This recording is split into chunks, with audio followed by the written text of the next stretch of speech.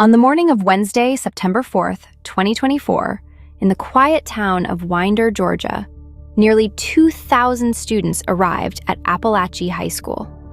It was supposed to be a standard school day, the start of the second month of the academic year.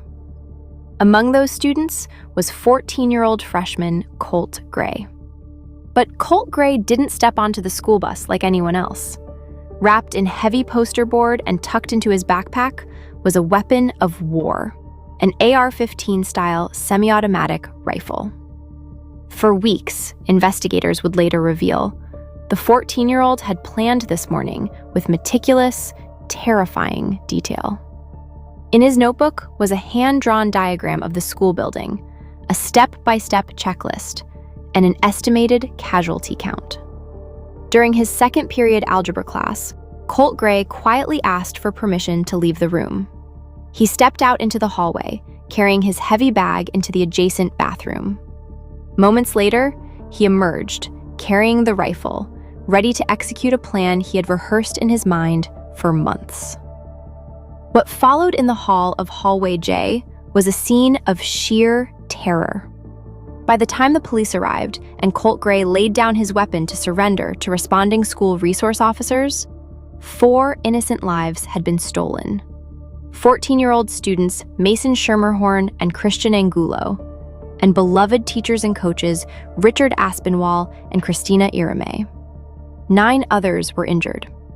As Georgia state authorities descended on Winder, the immediate question was, how could a 14-year-old carry out an attack of this magnitude? But as investigators dug into Colt Gray's past, a far more horrifying reality came to light. This was not a sudden act of random violence. The warnings had been flashing red for over a year. To federal agents, to local police, and to the boys' own parents.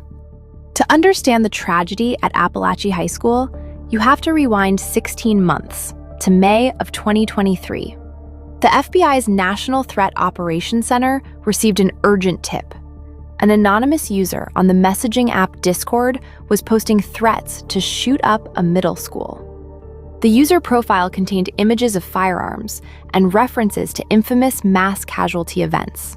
FBI agents traced the IP address directly to a home in Jackson County, Georgia, the residence of 53-year-old Colin Gray and his 13-year-old son, Colt. Local sheriff's deputies were dispatched to interview the family. In audio recordings of that interview, released by law enforcement, Colin Gray defended his son. He acknowledged that there were hunting rifles in the home, but insisted Colt did not have unsupervised access to them. Colt Gray denied making the online threats, claiming his account had been hacked. Because deputies could not definitively link the Discord account to the boy, no arrest was made. The case file was closed. But rather than securing the firearms following a visit from law enforcement, the situation in the Gray home took an unbelievable turn. Just 7 months after the FBI visited their home regarding school shooting threats, Christmas 2023 arrived. As a holiday gift, Colin Gray purchased his 14-year-old son an AR-15 style rifle, the exact weapon that would be used at Apalachee High School. Over the following months, the father continued buying his son accessories, extra ammunition, a laser sight, and tactical gear. Inside Colt Gray's bedroom, a dark obsession was growing. Investigators later uncovered an entire shrine dedicated to Parkland shooter Nicholas Cruz. Colt joined online communities dedicated to true crime and mass violence, posting about his desire to break body count records. The warning signs were so extreme that Colt's mother, Marcy Gray, who was separated from his father, sent frantic text messages to her husband, pleading with him to secure the guns. On the morning of the shooting itself, Marcy called the school counselor to warn them that her son was expressing an extreme emergency. But it was too late. The system and the family had already failed. The aftermath of the Apalachee High School shooting sent shockwaves across the United States. But what followed legally was unprecedented in speed and severity. Within 48 hours, prosecutors took a stand that signaled a massive shift in how American mass shootings are prosecuted. Colt Gray was charged as an adult with 55 felony counts, including 4 counts of malice murder. But investigators didn't stop there. Hours later, police placed his father, Colin Gray, in handcuffs. Colin Gray was hit with 27 felony counts, including second-degree murder, involuntary manslaughter, and cruelty to children. Prosecutors argued that buying a high-powered rifle for a child who had been investigated by the FBI for school shooting threats wasn't just bad parenting. It was criminally negligent murder.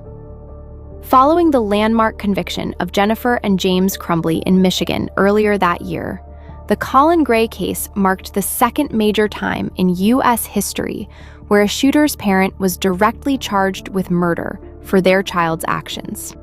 When Colin Gray went to trial in Barrow County, prosecutors laid out a damning timeline.